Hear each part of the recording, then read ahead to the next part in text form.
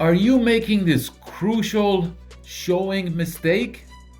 Showtime prep. Home sellers tip number 10. Hello, Rob Roham here with Compass Real Estate.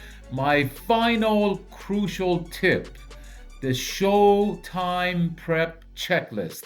5 minutes before every showing, before every buyer walks through that door, you need to turn on all the lights, open all the blinds, and check the temperature. Make sure it's a bright, warm, welcoming home. That makes a huge psychological difference for the buyer. Never let a buyer walk into a dark, cold house. It kills the vibe every time.